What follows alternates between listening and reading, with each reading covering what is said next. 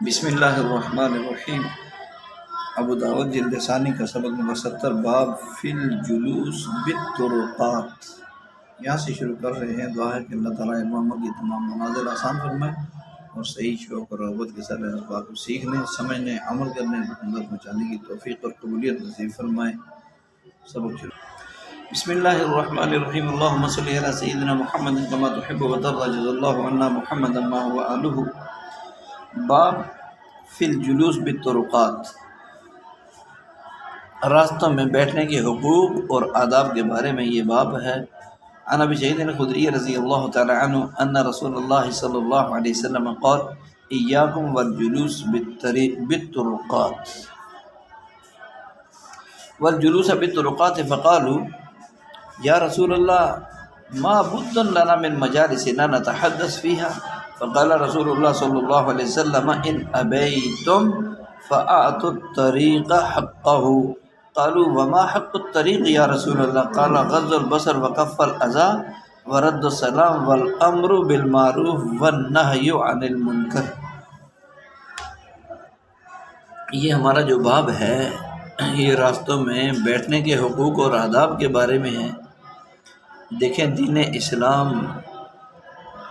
پابندی کا نام نہیں ہے بلکہ بڑی وسعت والا اور انسانوں کی خیرخواہی والا اور دنیا آخرت کی خیرخواہی والا پاکیزہ دین ہے۔ دین اسلام پاکیزہ ہے، اللہ کی پاکیزہ ذات نے اس کو ہمارے لیے منتخب فرمایا ہے، اپنے پاکیزہ پیغمبر صلی اللہ علیہ وسلم کے ذریعے ہمیں عطا فرمایا ہے۔ تو اس میں انسانوں کے حقوق، جانوروں کے حقوق، مخلوقات کے حقوق، حتیٰ کہ راہوں پر چلنے کے بھی حقوق بتائے ہیں، تاکہ ہماری زندگی کا ہر حکم اس اللہ کی مرضی پر ہو، تاکہ دنیا آخرت میں ہمیں اللہ کی رضا کا جو پروانہ مل سکے۔ تو اس باب میں راستے اور گزرنے والوں کے لیے حقوق ادا، کہ راستے میں کوئی عمل ایسا کرنا جس سے راستہ جو ہے وہ مسدود اور محدود ہو جائے، بند ہو جائے یا کم ہو جائے، دقت والا ہو جائے، یہ گزرنے والوں کو تکلیف پہنچے، وہ منع ہے۔ راستے میں حلقہ لگانا، کھڑے ہو جانا، باتیں شروع کر دینا، گاڑی کھڑی کر دینا، فون پر لگے رہنا، ایسے ہی کوئی اور راستے میں بعض جگہ جیسے سڑکوں پر ریڑیاں لگا لینا، مختلف قسم کے ٹھیلے لگا لینا، بہرحال جو بھی صورت ہو جس میں دوسروں کے لیے ایذا رسانی اور تکلیف کا سبب ہو، وہ منع ہے، ناپسندیدہ ہے۔ قوم لوط کی بری عادات میں سے ایک عادت یہ بھی تھی کہ وہ آنے جانے والوں کو تنگ کرتے تھے۔ پھر جب بیٹھنا ہے تو پھر چینا جپٹی، تانک جھانک اور دوسروں کے پاؤں سے لے کر سب تک اس کا مطالعہ کرنا، یہ کیسے ممکن اور درست ہو سکتا ہے؟ پہلی حدیث میں بامر مجبوری اگر بیٹھنا ہی ہے راستے میں، رکنے یا بیٹھنے کے 4 آداب ذکر فرمائے کہ ان کا تو کم از کم درجے میں ضرور خیال رکھا جائے۔ اسی طرح حدیث ثالث میں 2 مزید، تو ان سب کا اللہ ہمیں اہتمام کرنے والا بنا دے۔ تو حضرت ابو سعید خدری رضی اللہ تعالیٰ عنہ سے روایت ہے، کہتے ہیں کہ رسول اللہ صلی اللہ علیہ وسلم نے فرمایا کہ تم لوگ راستوں میں بیٹھنے سے بچو۔ لوگوں نے عرض کیا اللہ کے رسول، ہمیں اپنی مجالس سے چارہ کار نہیں، ہم ان میں گفتگو کرتے ہیں، نتحدث فیہا۔ تو رسول اللہ صلی اللہ علیہ وسلم نے فرمایا کہ اگر تم نہیں مانتے، تم انکار کرتے ہو، یعنی نہیں مانتے کے معنی میں انکار نہیں ہے، صحابہ نبی علیہ السلام کا انکار نہیں فرماتے تھے۔ اگر تم نہیں مانتے یعنی راستے میں بیٹھنا تمہاری مجبوری ہے، فآتوا الطریق حقہ، تو راستے کو اس کا حق دو، راستے کو اس کا حق دو، یعنی راستے کا حق ادا کرو۔ لوگوں نے عرض کیا اللہ کے رسول راستے کا کیا حق ہے؟ تو اللہ کے رسول صلی اللہ علیہ وسلم نے فرمایا نگاہ نیچی رکھنا، ایذا، کسی کو تکلیف نہ دینا، کوئی سلام کرے تو جواب دینا، اور نیکی کا ایک دوسرے کو حکم دینا اور برائی سے روکنا، یہ راستے کے حقوق میں سے ہے۔ عن ابی ہریرہ رضی اللہ عنہ عن النبی صلی اللہ علیہ وسلم فی هذه القصة قال وارشاد السبیل، حضرت ابو ہریرہ رضی اللہ عنہ سے روایت ہے، وہ کہتے ہیں نبی علیہ السلام سے یہی قصہ منقول روایت کرتے ہیں، فرمایا آپ علیہ السلام نے، اور بھولے بھٹکوں کو راستہ بتانا، بھولے بھٹکوں کو راستہ بتانا، اور راستہ بتانے کا احسن انداز یہ ہے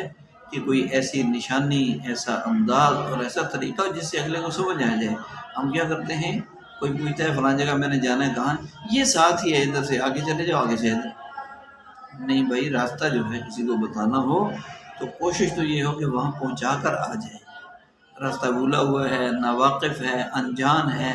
تو اس کو پہنچا کر آ جائیں۔ اگر پہنچانا ممکن نہیں تو کسی ایسے بندے کے ساتھ اس کو جوڑ دیں، وہ اس کو پہنچا دیں۔ اگر ایسا بھی ممکن نہ ہو تو پھر آخری درجہ یہ ہے کہ راستہ اس کو سمجھائیں، ایسے انداز میں سمجھائیں کہ تاکہ اس کی اچھی رہنمائی ہو جائے اور راستے میں بھول کر پریشان ہونے سے بچ جائے۔ عن ابن حجیر العدوی قال سمعت عمر بن الخطاب رضی اللہ تعالی عنہ عن النبی صلی اللہ علیہ وسلم فی هذه القصة قال وتغیث الملهوف وتهد الضال، اور کما قال صلی اللہ علیہ وسلم۔ حضرت ابن حجیر عدوی کہتے ہیں میں نے حضرت عمر بن خطاب رضی اللہ عنہ کو سے سنا، وہ روایت کرتے ہیں نبی علیہ السلام سے اسی قصہ میں کہ آپ علیہ السلام نے فرمایا، کہ تم آفت زدہ لوگوں کی مدد کرو، ملہوف آفت زدہ مصیبت زدہ لوگوں کی مدد کرو، اور بھٹکے ہوئوں کو، بھولے ہوئوں کو راستہ بتاؤ، بھولے ہوئوں کو راستہ بتاؤ۔ عن انس رضی اللہ تعالی عنہ قال جاءت امرأة النبي صلی اللہ علیہ وسلم فقالت یا رسول اللہ ان لی الیک حاجۃ، فقال لها یا ام فلان اجلسی فی ای نواحی السکک شئت حتی اجلس الیک، اجلس تھا لیکن حتی کے بعد ان مقدر ہوتا ہے اجلس، حتی اجلس الیک، قال فجلس النبی صلی اللہ علیہ وسلم الیہ حتی قضت حاجتها، لم يذكر ابن عیسیٰ حتی قضت حاجتها، وقال کثیر عن حمید عن انس رضی اللہ تعالیٰ عنہ۔ حضرت انس رضی اللہ تعالیٰ عنہ سے روایت ہے، کہتے ہیں کہ ایک عورت رسول پاک صلی اللہ علیہ وسلم کے پاس آئی اور کہا اللہ کے رسول مجھے آپ سے ایک ضرورت ہے، ان لی الیک حاجۃ، آپ علیہ السلام نے اسے فرمایا فلاں کی ماں اگلی گلی کے کسی کونے میں بیٹھ جاؤ، گلی کے کسی کونے میں، اجلسی فی نواحی السکک، گلی کے کسی کونے میں بیٹھ جاؤ جہاں چاہو، یہاں تک کہ میں تمہارے پاس آ کر ملوں۔ چنانچہ وہ بیٹھ گئی، پھر نبی علیہ السلام اس سے جا کر ملے، یہاں تک کہ اس نے آپ علیہ السلام سے اپنی ضرورت کو بیان کیا، اپنی ضرورت کو بیان کیا۔ ابن عیسیٰ نے حتی قضت حاجتها اپنی حاجت کا ذکر کیا، بیان کیا، اس کا ذکر نہیں کیا۔ کثیر نے کہا کہ حمید عن انس عن انس رضی اللہ تعالی عنہ، عن انس رضی اللہ تعالی عنہ ان امرأة كان في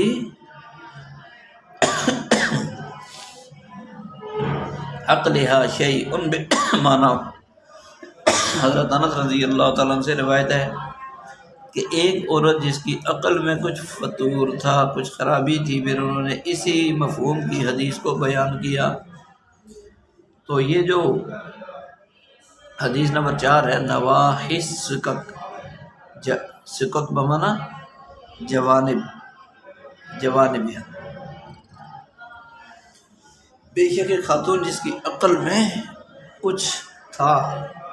فی عقلہا شیء کے بارے میں، مقصد جنون یا کچھ عقل میں کمی تھی، کمزوری تھی، تو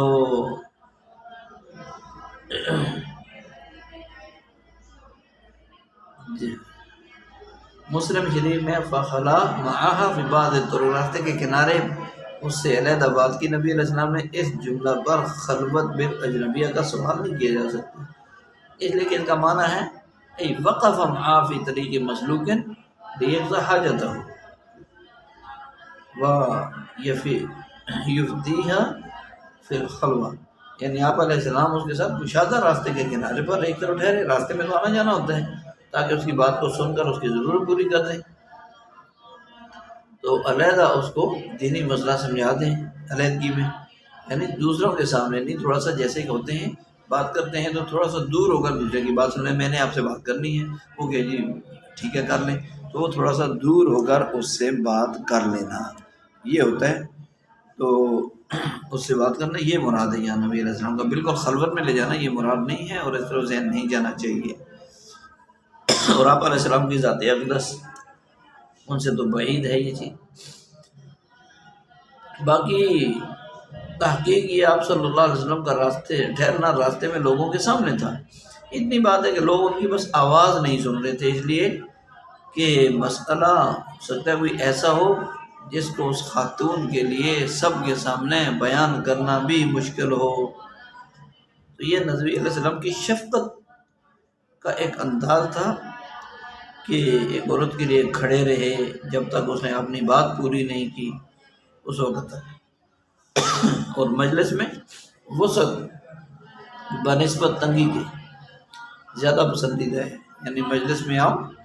کوئی دوسرا ہے تو مجلس کا توسع مجالس، اپنی مجلس کو کھلا کر اسی کا، اس عورت کے کسی سے عارضی طور پر ایک لمحہ کے لیے راستے کے کنارے رکنے کا ثبوت ہے، یعنی اس کی بات اس انداز میں سننا دوسرا کوئی نہ سن سکے، یہ مقصود ہے۔ باب فی ساعت المجلس، مجلس کی کشادگی وسعت کا بیان۔ عن عبد الرحمن ابن ابی عمرۃ الانصاری رضی اللہ تعالی عنہ عن ابی سعید الخدری رضی اللہ عنہ قال سمعت رسول اللہ صلی اللہ علیہ وسلم یقول خیر المجالس اوسعها، قال ابو داود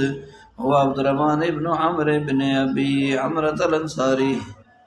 کہ حضرت ابو سعید خدری رضی اللہ تعالیٰ عنہ کہتے ہیں میں نے رسول اللہ صلی اللہ علیہ وسلم سے سنا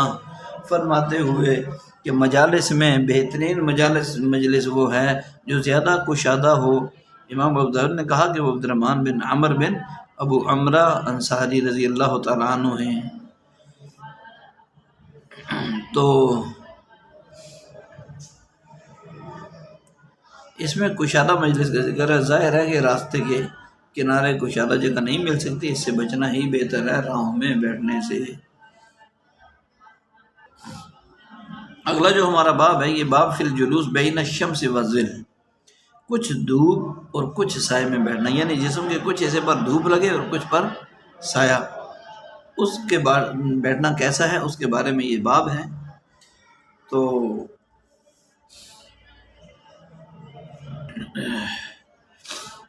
حدث عن محمد بن المنقدر قال حدثني من سمع ابا هريرة رضي الله تعالى عنه يقول قال ابو القاسم صلى الله عليه وسلم اذا كان احدكم في الشمس وقال مخلد في الفيء فقلص عنه الظل فيصار بعضه في الشمس وبعضه في الظل فليقم، او كما قال علیہ السلام۔ حضرت ابو ہریرہ رضی اللہ تعالیٰ سے روایت ہے، وہ کہتے ہیں کہ رسول اللہ صلی اللہ علیہ وسلم نے فرمایا جب تم میں سے کوئی آدمی دھوپ میں ہو، اور مخلد کی روایت میں کہ سایہ میں بیٹھا ہو، پھر سایہ اس سے سمٹ گیا ہو، اس طرح کہ اس کا کچھ حصہ دھوپ میں آ جائے اور کچھ حصہ سائے میں رہے، تو چاہیے کہ وہ وہاں سے اٹھ جائے، فَلْيَقُمْ، اٹھ جائے، ایسے انداز میں نہ بیٹھے کہ جسم کے کچھ حصے پر دھوپ لگے کچھ پر سایہ۔ حدثني قيس عن أبي أنه جاء رسول الله صلى الله عليه وسلم يخطب فقام في الشمس فأمر به فحول إلى الظل، کہ حضرت ابو حازم جبلی رضی اللہ تعالیٰ عنہ، ابو حازم کہتے ہیں کہ وہ آئے اور رسول پاک علیہ السلام خطبہ دے رہے تھے، تو وہ دھوپ میں کھڑے ہو گئے، تو آپ صلی اللہ علیہ وسلم نے سائے میں آنے کا فرمایا، تو وہ سایہ میں آ گئے، تو اس باب میں آدمی کچھ دھوپ میں کچھ سائے میں بیٹھے یہ منع ہے، اور اس کے منع ہونے کی دو وجوہات ہیں۔ ایک اس لیے کہ اس میں آدمی کو تکلیف پہنچتی ہے اور اخلاق میں بگاڑ آتا ہے، یعنی تپش میں موجود جسم کے حصے میں دوران خون زیادہ ہوگا، اور سائے والے حصے میں دوران خون کم ہوگا، اس میں جمود غالب ہو جائے گا، اس تفاوت فرق کی وجہ سے طبیعت متاثر ہوگی۔ یہ حضرات شفقت، اور بِأَنَّهُ مجلس شیطان، دوسرا یہ ہے کہ یہ شیطانی مجلس ہے، اس لیے منع ہے، اس لیے اس حکم میں شفقت اور شریعت دونوں موجود ہیں، شفقت بھی موجود، شریعت بھی موجود، اور دھوپ سے تو جگہ بدل لیں۔ تو اس کے ایک اور حدیث بھی ہے، عن ابی ہریرہ رضی اللہ تعالیٰ عنہ رأیتہ فی فناء الکعبہ بعضہ فی الشمس و بعضہ فی الظل۔ یہ حدیث بھی تو ہے کہ میں نے نبی علیہ السلام کو کعبہ میں سین میں دیکھا، کچھ حصہ دھوپ میں کچھ سائے میں۔ تو ابو ہریرہ رضی اللہ تعالیٰ عنہ کے جواب دیتے ہیں کہ ابو ہریرہ رضی اللہ تعالیٰ نے دھوپ آتے ہی ابتدائی مرحلے میں دیکھا ہوگا، کہ اس کے بعد آپ علیہ السلام سائے کی طرف بڑھ گئے ہوں گے، انہوں نے اپنی دیکھی ہوئی حالت کو بیان کر دیا۔ دوسرا جواب یہ بھی بنتا ہے اس کا کہ یہ ہو سکتا ہے بیان جواز کے لیے بیٹھنا ہو، یہ حکم شفقت اور ارشادی ہے، بالکل حرام نہیں ہے بیٹھنا۔ تو خلاصہ یہ ہوا کہ آدمی بالکل دھوپ میں بیٹھے جیسے سردیوں میں اس کا تجربہ ہوتا ہے، یا پھر مکمل سائے میں بیٹھے، آدھا آدھا نہ بیٹھے۔ اگلا جو باب ہے، باب فی التحلق۔ تحلق کا مطلب مسجد میں حلقہ بنا کر بیٹھنے کا باب۔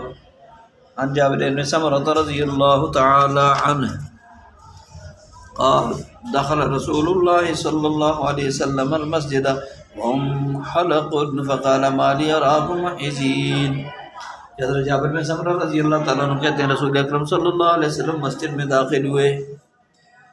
اور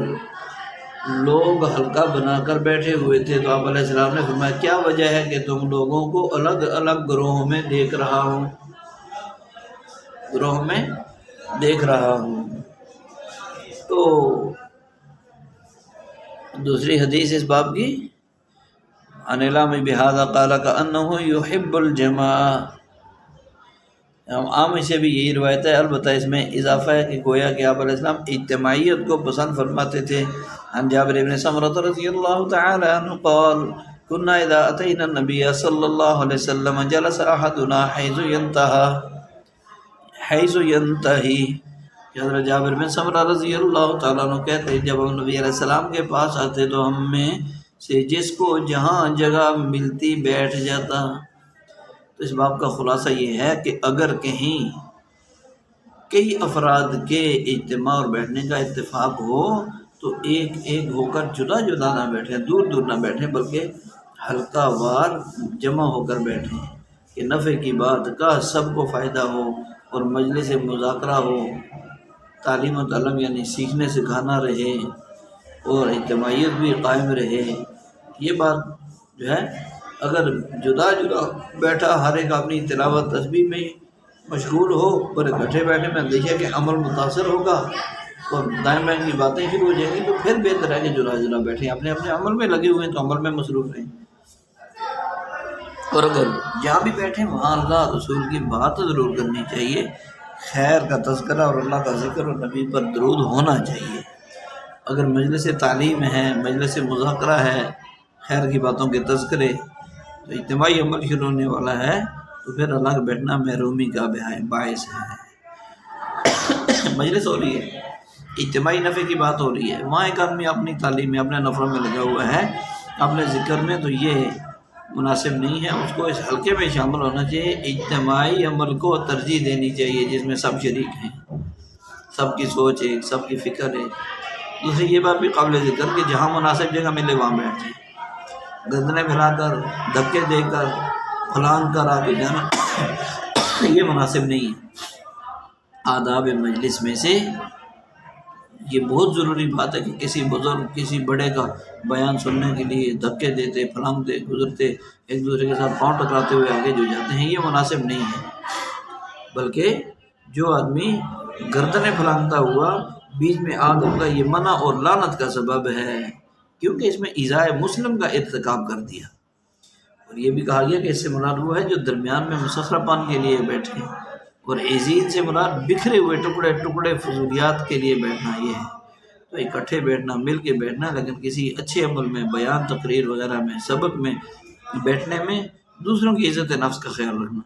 یہ نہیں کہ بھاگ کر دوسرے کو جو ہے وہ پلانگ کر دھکا دے کر پاؤں کے ساتھ گزرتے ہوئے ٹکر گیا، تو یہ اس کی توہین ہے، عزت جو ہے وہ اظہار ثانی ہے، اس سے منع ہے۔ باب الجلوس وسط الحلقہ، کہ حلقہ کے درمیان میں بیٹھنا منع ہے، اس کے بارے میں منع ہے۔ عن حذیفہ رضی اللہ تعالیٰ عنہ ان رسول اللہ صلی اللہ علیہ وسلم لعن من جلس وسط الحلقہ، کہ حضرت حذیفہ رضی اللہ عنہ سے روایت ہے، رسول اللہ صلی اللہ علیہ وسلم نے لعنت فرمائی اس آدمی پر جو حلقہ کے درمیان میں جا بیٹھے، درمیان میں نہیں، جہاں جگہ ملے وہاں بیٹھ جانا چاہیے۔ ترجیح باب فی رجل یقوم للرجل من مجلسہ، اس آدمی کے بارے میں کہ جو دوسرے کے لیے اپنی جگہ سے اٹھے تو اٹھنا کیسے، اس کا حکم بیان ہو رہا۔ عن سعید ابن ابی الحسن قال جاءنا ابو بکرۃ رضی اللہ تعالیٰ عنہ فی شہادة فقام له رجل من مجلسه فأبى أن يجلس فيه وقال إن النبي صلى الله عليه وسلم نهى عن ذا ونهى النبي صلى الله عليه وسلم أن يمسح الرجل يده بثوبه من لم يكسه۔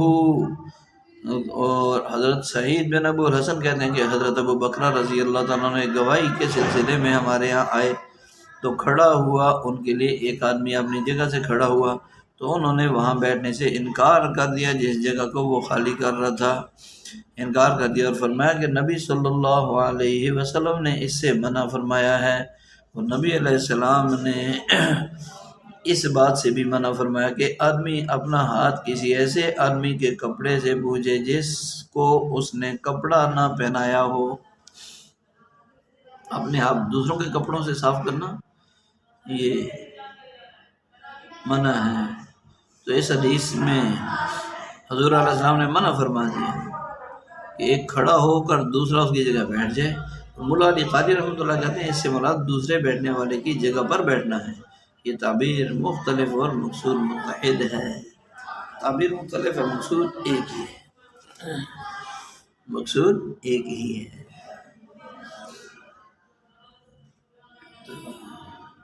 عن ابن عمر رضی اللہ تعالیٰ عنہ قال جاء رجل الى النبي صلی اللہ علیہ وسلم فقام له رجل عن مجلسه فذهب ليجلس فيها فنهاه النبي صلی اللہ علیہ وسلم قال ابو الخصیب اسمه زیاد بن عبد الرحمن، کہ حضرت ابن عمر رضی اللہ تعالیٰ عنہ سے روایت کہتے ہیں کہ ایک آدمی نبی کریم صلی اللہ علیہ وسلم کے پاس آیا، فقام له رجل، مجلس میں سے ایک آدمی اس کی خاطر کھڑا ہوا، فذهب، پھر جو آیا تھا وہ وہاں بیٹھنے کے لیے چلا تو نبی علیہ السلام نے اس کو منع فرما دیا۔ امام ابوداؤد کہتے ہیں کہ ابو الخصب کا نام زیاد بن عبد الرحمن ہے۔ تو اس باب میں خلاصہ یہ ہے کہ جو جس جگہ بیٹھ چکا ہے وہی اس جگہ کا حقدار ہے، مستحق ہے، اسے بلا وجہ کسی اشارے کنایہ سے اٹھانا، خود وہاں بیٹھ جانا، یہ بری حرکت ہے، اللہ رسول کو ناپسندیدہ ہے۔ آداب معاشرت میں سے یہ ایک اہم ترین ادب ہے کہ کسی کی چیز اور کسی کا حق، اس کی اجازت اور اس کی دلی رضامندی اور خوشی کے بغیر استعمال کرنا درست نہیں ہے۔ جیسے عام بات ہے کہ کھانے سے فارغ ہو کر دائیں بائیں گھومتے ہیں کہ کس کا کپڑا چیک کرنے کے بہانے ہاتھ پوچھ لوں، کپڑا یہ ماشاءاللہ یہ کپڑا کیسا ہے، ساتھ ہاتھ صاف کر لیے، تعریفی جملہ بھی ٹھوک دیا، اپنا کام بھی نکال لیا، تو یہ رومال بہت اچھے ہیں ماشاءاللہ، دکھانا ذرا یہ رومال کیسا ہے، کہاں سے منگوایا، اتنے میں جو ہے دیکھتے پلٹتے ہاتھ بھی صاف ہو گئے، تو یہ بری حرکت ہے، ایسا کرنا درست نہیں ہے، کسی کے کپڑے سے ہاتھ صاف کر۔ یہ پہلی حدیث میں تو تصریح ہے کہ کسی بھی اجنبی کے کپڑے سے ہاتھ نہ پوچھیں۔ ہاں اگر اپنی اولاد، غلام، ملازم، شاگرد، مرید ایسا ہو کہ جسے کپڑا ہی اس نے خود پہنایا ہوا ہے اور وہ ایسا کام کرنے سے برا ماننے کے بجائے اپنی سعادت سمجھے، میرے استاد، میرے باپ، میرے آقا نے جو ہے میرے ساتھ ہاتھ لگایا، تو پھر کوئی حرج اور مذائقہ نہیں ہے۔ اور دوسری بات، کسی کو اپنی جگہ سے اٹھانا، ایک آدمی ہے یا کوئی طالب علم ہے، کوئی طالبہ ہے، کسی بھی مجلس میں، سبق میں اپنی جگہ بیٹھ چکے ہیں، اب اسے اٹھانا درست نہیں ہے۔ ایک تو اس وجہ سے اٹھانا کہ اس نے صاحب کلام اور استاد کے قریب جگہ لے لی، اس کا شوق تھا کہ میں قریب بیٹھ کر بات سنوں، سبق قریب بیٹھ کے پڑھوں تاکہ مجھے سمجھ آئے۔ اب اٹھانے میں ان چیزوں سے وہ محروم ہو جائے گا، دشواری ہو جائے گی۔ اور دوسرا یہ کہ قربت، اس کی دل کی ایک چاہت ہے کہ میں قریب سے قریب بیٹھوں، مجھے زیادہ فائدہ ہو، تو روحانیت بات سے بھی تو اس میں بھی اس چیز سے محرومی ہوگی۔ دوسری وجہ یہ کہ الحق للمتقدم، جب وہ جو آگے نکلنے والا ہے اس کا حق زیادہ ہے، اب اس کو اٹھانا حق تلفی ہے، اور اس کی توہین ہے جس کو اٹھایا جا رہا ہے، جو کہ جائز نہیں ہے۔ جس کو زیادہ شوق ہو پہلی صف میں نماز پڑھنے کا، پہلی صف میں بیان سننے کا، سبق میں بیٹھنے کا، وہ پہلے سے اہتمام کر کے باوضو کے پہنچے۔ تو دونوں حدیثوں میں اس کی ممانعت مذکور ہے اس باب کی۔ تو اس سے واضح ہو گیا کہ بیٹھنے والا اس جگہ کے زیادہ حقدار ہے جو پہلے سے بیٹھ چکا۔ ہاں اگر وہ کوئی دلی سے اپنی مرضی سے کسی عالم، کسی بزرگ، کسی معلمہ کو جگہ دے دے، کسی استاد کو جگہ دے تو اچھا ہے، مستحسن ہے، اس کی ترقی ہے اس میں، لیکن اسے بھی ساتھ ہی بٹھانے کی کوشش کرے تاکہ وہ بھی قربت اور صحابت سے محروم نہ ہو، خیر و برکتوں سے دوری نہ ہو جائے۔ اور بعض اوقات بعد میں آنے والے یہ دلیل پیش کرنے کی کوشش کرتے ہیں جی کون سا مالک بن گیا ہے یہ جگہ کا، جگہ کوئی اس کی رجسٹری تھوڑی ہوئی ہے، بس جگہ ہی تو ہے، اس کا مسلح سمیٹ دیا، اس کی جگہ پر بیٹھ کے دائیں بائیں کر کے۔ تو یہ ہے تو بات کہنے اور کرنے کی حد تک معمولی ہے کہ وہ مالک نہیں ہے، لیکن آپ نے کون سا ٹھیکہ لیا ہوا ہے؟ یہ بہت بڑے بزرگ ہستی ہیں کہ آپ اس کی جگہ پر قبضہ کر کے بیٹھے ہیں، وہ چھوٹا سے ہی، وہ کم عقل سے یا عقل والے سے، وہ کم صورت یا بد صورت، وہ آپ خوبصورت سے، لیکن دوسرے کو اٹھا کر بیٹھنا یہ تو آپ کے لیے بھی جائز نہیں ہے۔ جب وہ پہلے بیٹھ گیا بس اب وہ اس کا بیٹھنا حق بن گیا، شریعت نے حق دیا ہر انسان کو۔ اور پھر نبی علیہ السلام نے منع فرمایا کہ ایک آدمی کھڑا ہو دوسرے کی خاطر وہ اس کی جگہ بیٹھ جائے۔ ویسے ادب کے لیے کھڑا ہونا، محبت کے لیے کھڑا ہونا وہ ٹھیک ہے، سنت کی نیت سے ہو، لیکن جس کے لیے کھڑا ہوا اس کے دل میں یہ نہ ہو کہ ہاں میرے آگے کھڑے ہونا چاہیے اور اب ادب رہنا چاہیے۔ تو دوسرے پر مطلب یہ ہوا کہ کسی بھی اعتبار سے حق تلفی، چھینا جھپٹی اور زیادتی نہیں ہونی چاہیے۔ اپنے آپ کو جتنا بھی اللہ نے مرتبہ دیا، مرتبہ اعمال کی وجہ سے ملا ہے، اب اس مرتبے کو ضائع کیوں کر رہے ہو دوسروں کے حق مار کر؟ مزید ترقی کرو نا، اس مرتبے میں ترقی کرو تو وہ عاجزی کے اندر ہے، جہاں جگہ ملے اپنے آپ کو کچھ بھی نہ سمجھتے ہوئے، مانا ومن انا، میں کیا، میری حیثیت بھی کیا۔ اپنے آپ کو اہمیت مت دلاؤ، مت دو اپنے آپ کو اہمیت، جہاں جگہ ملتی ہے مناسب وہاں بیٹھ جاؤ بس۔ ہم تو جوتوں میں بیٹھنے کے قابل بھی نہیں ہیں۔ اس طرح جو انسان اپنے آپ کو کم درجے میں، دوسروں کو اپنے سے اعلیٰ سمجھے۔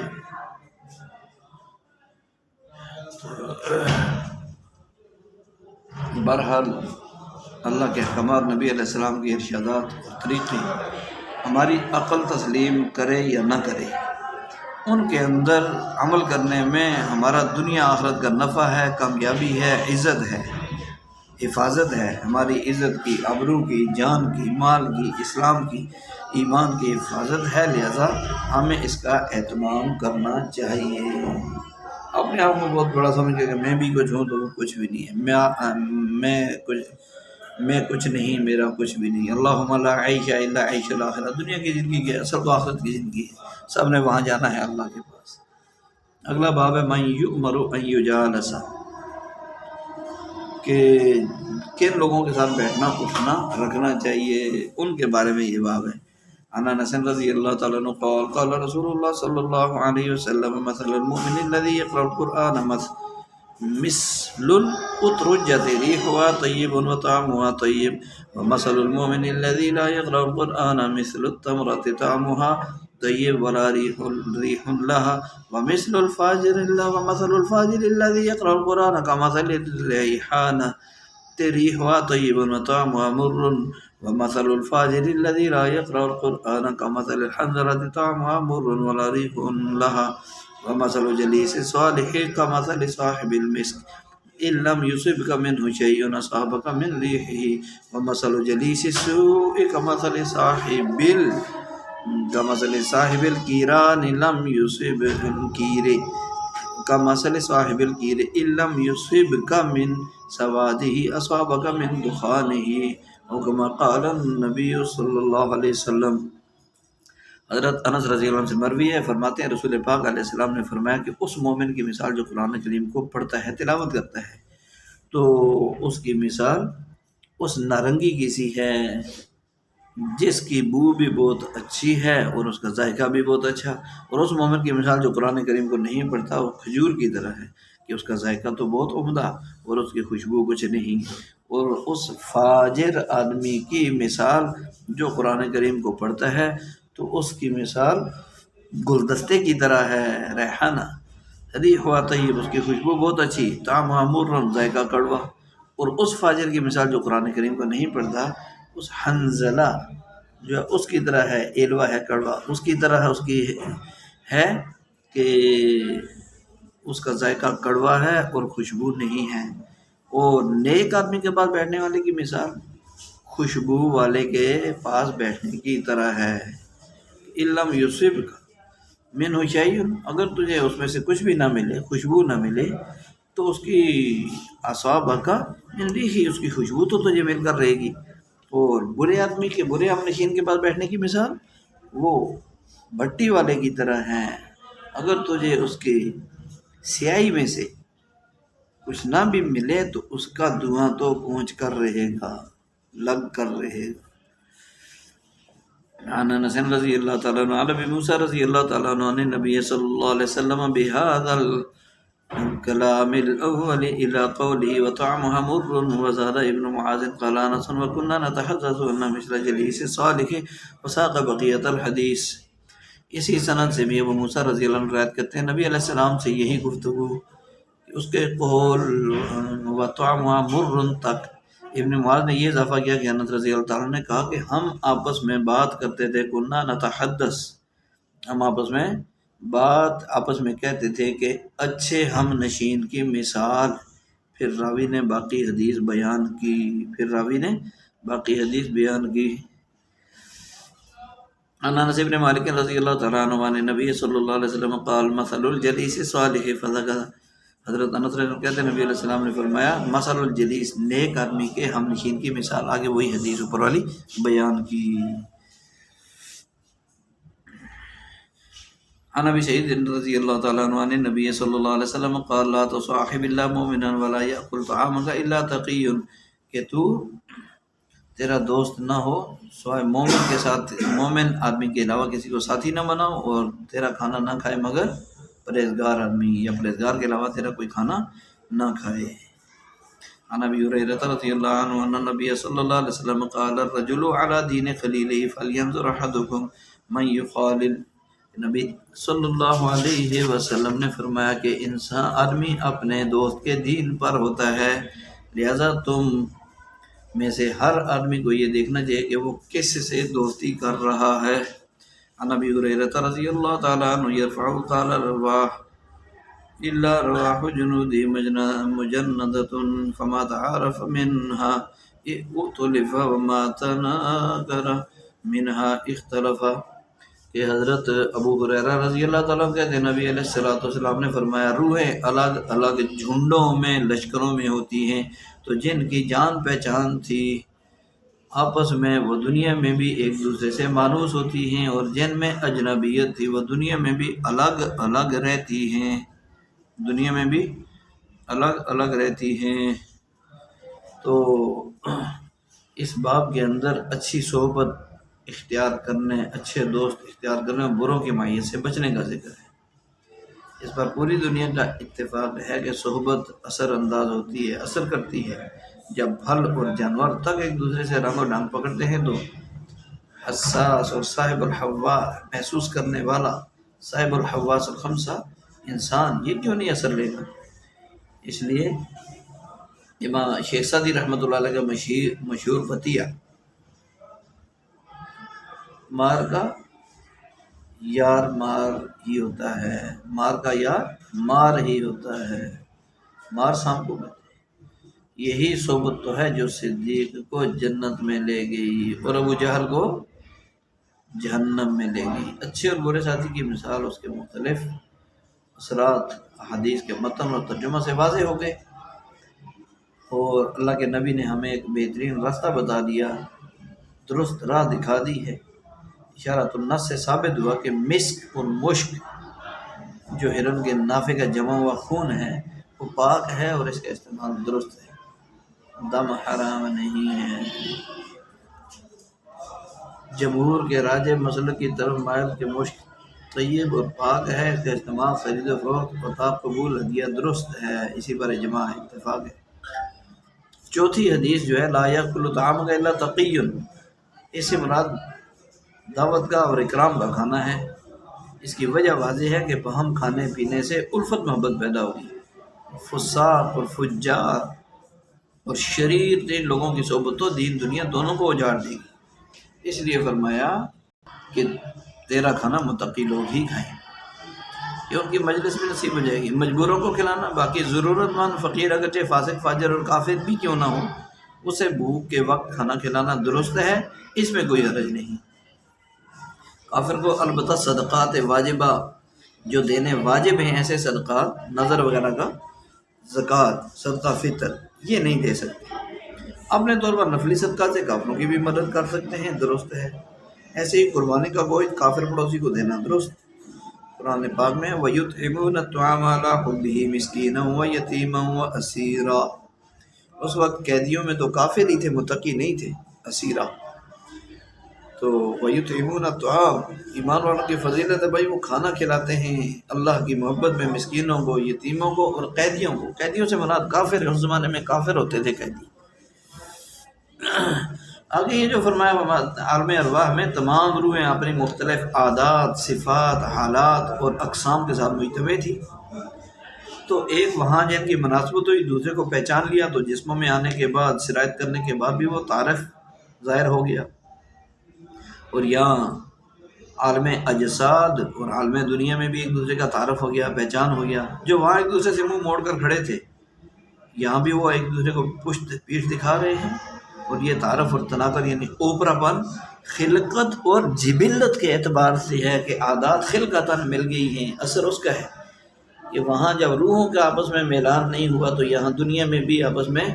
جو ہے وہ قریب یا دور ہے۔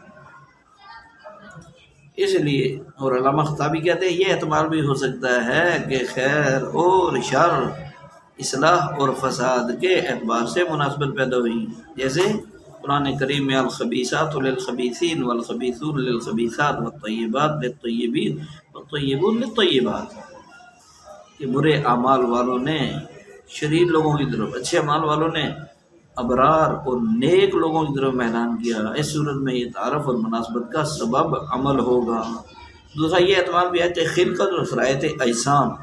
سے پہلے، یعنی جسموں میں روح داخل ہونے سے پہلے روحیں آپس میں ملی اور جسم میں آتے اس ملاقات کو جو ہے وہ یاد کیا اور ایک دوسرے کو فوراً پہچان لیا۔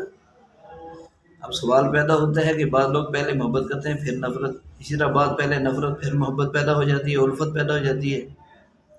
تو اگر عالم ارواح کے تعارف کا لحاظ رکھیں تو پھر تعارف نہ ہونے کی وجہ سے نفرت ہمیشہ کے لیے،